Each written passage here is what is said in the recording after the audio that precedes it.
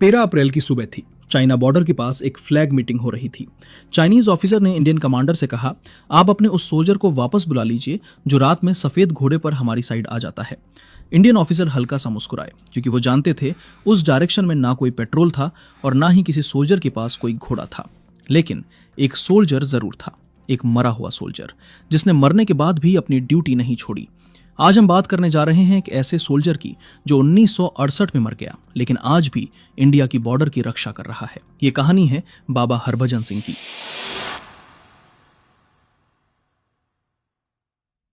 इस कहानी की शुरुआत होती है पार्टीशन से पहले के पंजाब से। 1941 में हरभजन सिंह का जन्म पाकिस्तान वाले पंजाब के कपूरथला जिले में हुआ था। लेकिन आजादी के बाद जब देश बटा तो उनका परिवार सब कुछ छोड़कर भारत वाले पंजाब में आ बसा। उनका परिवार किसानी करता था। हरभजन दिन भर खेती में अपने पिता का हाथ बटाते और शाम को आसमान की तरफ देखते, जहां से कभी कभी फाइटर जेट्स गुजरते थे। उसी फाइटर जेट्स की गूंज में उन्होंने अपना सपना बुना, एक दिन वर्दी पहनकर सीमा की रक्षा करने का। कड़ी मेहनत के बाद 1965 में वो इंडियन आर्मी में भर्ती हो गए और 23 पंजाब रेजिमेंट का हिस्सा बन गए। उनकी पहली पोस्टिंग हुई सिक्किम की बर्फीली पहाड़ियों में, जहां भारत और चाइना की सरहद सिर्फ कुछ कदम दूर थी। यहां दिन भी अंधेरा लगता था, क्योंकि ठंड और बादलों से घिरा ये इलाका सूरज की रोशनी से ज्यादातर छुपा रहता था। ऊपर से ऑक्सीजन की कमी, सांस लेना मुश्किल और हर कदम पर खतरा था। लेकिन हरभजन अपनी चैलेंजिंग ड्यूटी से कभी पीछे नहीं हटे। वो हमेशा सबसे पहले उठते, साथियों की मदद करते और हर काम बिना शिकायत के पूरा करते। उनकी ईमानदारी और ड्यूटी के प्रति समर्पण देखकर साथियों ने उन्हें प्यार से बाबा कहना शुरू कर दिया, एक ऐसा नाम जो आगे चलकर उनके साथ हमेशा के लिए जुड़ गया। 1968 अक्टूबर का महीना था। नाथुला पास पर लगातार बारिश हो रही थी। रास्ते कीचड़ और बर्फ से ढक चुके थे। तापमान 0 से नीचे चला गया था। इन्हीं हालातों में हरभजन को एक जिम्मेदारी सौंपी गई। खच्चरों पर भोजन और गोला बारूद लादकर ऊपर की पोस्ट तक पहुंचाना था। सुबह उन्होंने अपनी वर्दी पहनी, जूते बांधे, झंडे की तरफ देखा और यात्रा शुरू की। आसमान काला हो रहा था, हवा तेज चल रही थी और बादल नीचे उतर आए थे। फिर भी वो रुके नहीं, क्योंकि सीमा पर कोई काम कल के लिए नहीं छोड़ा जाता है। रास्ता बेहद संकरा था। एक तरफ पहाड़ की ऊंची दीवार, दूसरी तरफ गहरी खाई और उसके नीचे तेज बहती नदी, जिसका पानी इतना ठंडा था कि उसमें गिरने का मतलब सीधी मौत थी। हर कदम के साथ बर्फ चरमराती थी। खच्चर घबराए हुए थे। हरभजन उन्हें शांत करते हुए आगे बढ़ते रहे। तभी अचानक ऊपर से एक पत्थर गिरा। तेज आवाज हुई। खच्चर बुरी तरह घबरा गए और भागने लगे। हरभजन ने उन्हें संभालने की कोशिश की, लेकिन उसी पल उनका पैर फिसल गया और अगले ही क्षण वो चट्टान से फिसलते हुए सीधे नदी की गहराई में गिर गए। कुछ ही सेकंड में सब खामोश हो गया। ऊपर बस बर्फ गिर रही थी और नीचे पानी का शोर धीरे धीरे खत्म हो गया। तेज बहाव में हरभजन का शरीर करीब 2 किलोमीटर तक बहता चला गया। जब शाम तक हरभजन अपनी पोस्ट पर नहीं लौटे तो बाकी सैनिकों को एहसास हुआ कि कुछ गलत हो चुका है। तुरंत एक सर्च टीम भेजी गई, लेकिन पहाड़ों की बर्फ से हर रास्ता ढक चुका था। 1 दिन बीता, 2 दिन बीते, 3 दिन बीत गए, पर ना कोई निशान मिला, ना कोई आवाज। आखिरकार मिसिंग इन एक्शन लिखकर फाइल बंद कर दी गई। कैंप में खामोशी छा गई। जवानों की आंखों में एक ही सवाल था, इतना ईमानदार जवान आखिर गया कहां? फिर 5वें दिन कुछ ऐसा हुआ जिसे सुनकर आज भी रोंगटे खड़े हो जाते हैं। रात के अंधेरे में जब कैंप में सब सो रहे थे, हरभजन के करीबी दोस्त को सपने में खुद हरभजन दिखाई दिए। वो बिल्कुल साफ दिख रहे थे, वर्दी पहने हुए, चेहरे पर शांति थी। उन्होंने अपने दोस्त से कहा, मुझे ढूंढना बंद मत करो, मेरा शरीर अभी भी वहीं है, नदी में एक बड़े से पत्थर के नीचे फंसा है। और फिर उन्होंने वो एग्जैक्ट लोकेशन बताई जहां उनका शरीर था। जैसे ही उनके दोस्त की नींद खुली, वो पसीने से तरबतर हो गया। उसे यकीन नहीं हो रहा था, लेकिन सपना इतना साफ था कि उसने बिना देर किए अफसरों को सब कुछ बता दिया। शुरू में किसी ने यकीन नहीं किया, लेकिन जब उसने एक एक डिटेल बताई तो एक सर्च टीम दोबारा भेजी गई और यहीं चमत्कार हुआ। जिस जगह का जिक्र सपने में किया गया था, वहां कुछ घंटों की तलाश के बाद हरभजन का शरीर मिल गया, बिल्कुल उसी पत्थर के नीचे, बिल्कुल उसी गहराई पर। वर्दी अब भी साफ थी, हथियार कमर पर था और चेहरे पर वही शांति, जैसे वो बस सो रहे हों। ये देखकर सभी सैनिक सन्न रह गए। किसी की समझ में नहीं आ रहा था कि ये कैसे संभव हो सकता है। हरभजन का अंतिम संस्कार पूरे सैन्य सम्मान के साथ हुआ। उन्हें तिरंगे में लपेटा गया, सलामी दी गई और उन्हें वहीं नाथुला पास के पास दफनाया गया।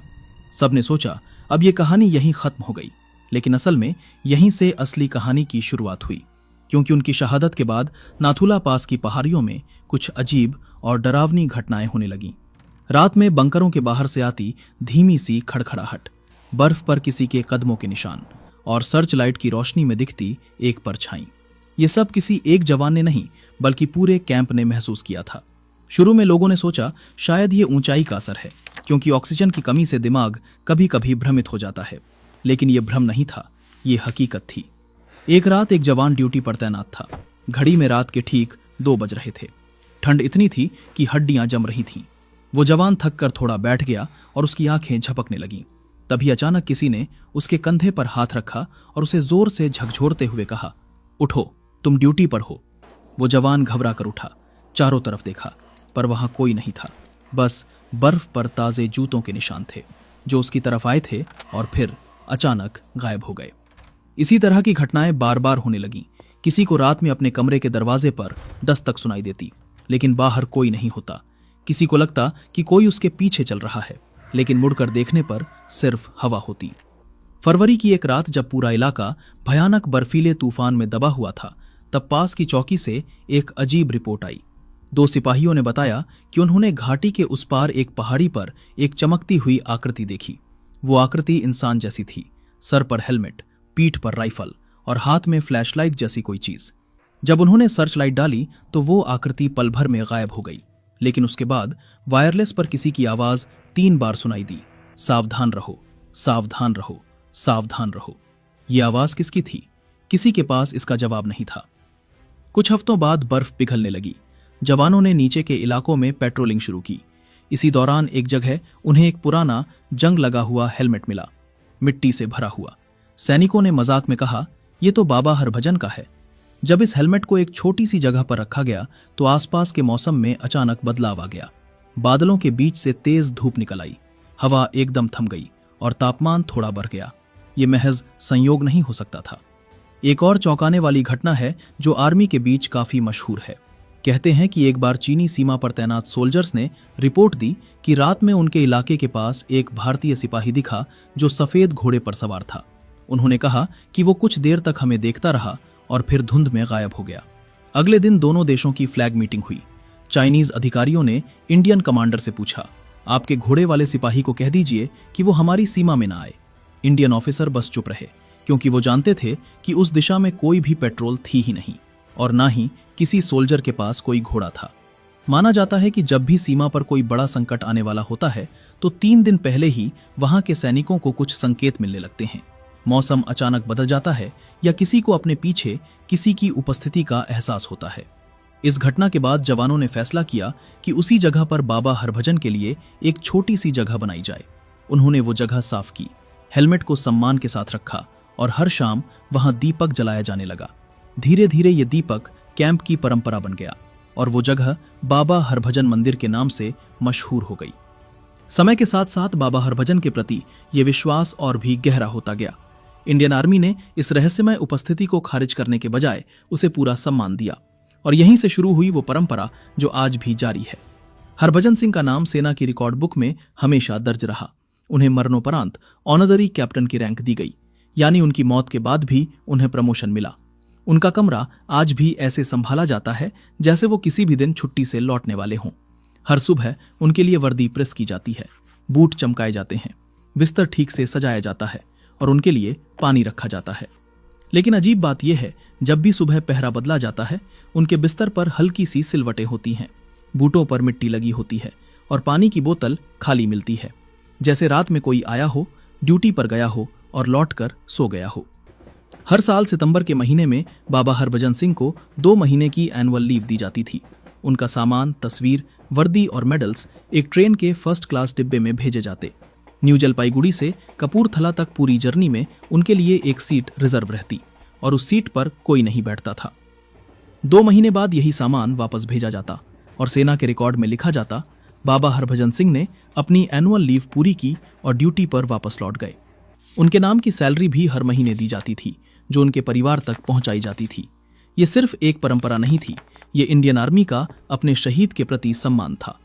लेकिन 2017 में कुछ ऐसा हुआ जिसने इस पूरी परंपरा को हिलाकर रख दिया। कुछ लोगों ने इसे अंधविश्वास कहकर इसका विरोध किया। अदालत में याचिका दाखिल हुई।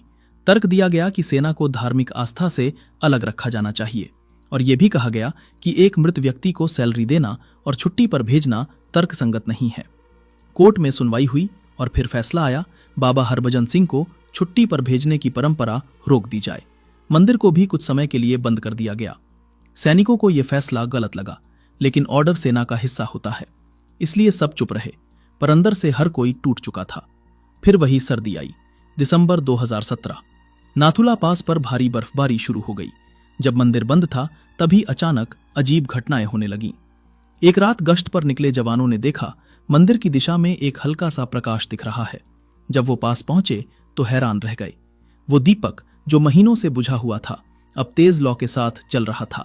मंदिर के गेट तक जाते हुए ताजे पैरों के निशान मिले, चौड़े बूटों के निशान, बिल्कुल आर्मी बूट्स जैसे, जो सीधे मंदिर की तरफ जा रहे थे। ये देखकर सभी जवानों की रूह कांप गई। कुछ ही दिनों में मामला सेना के सीनियर अफसरों तक पहुंच गया। आखिरकार फैसला बदला गया। मंदिर दोबारा खोल दिया गया। परंपरा फिर से शुरू की गई। तब से आज तक हर जवान अपनी पोस्ट पर जाने से पहले मंदिर जाता है, बाबा हरभजन से प्रार्थना करता है और फिर सीमा पर खड़ा होता है। चाहे दुनिया माने या ना माने, चाहे विज्ञान इसे स्वीकार करे या ना करे, लेकिन भारत चीन बॉर्डर पर तैनात हर सिपाही ये जानता है बाबा हरभजन आज भी ड्यूटी पर हैं और आज भी हर खतरे से पहले चेतावनी देते हैं।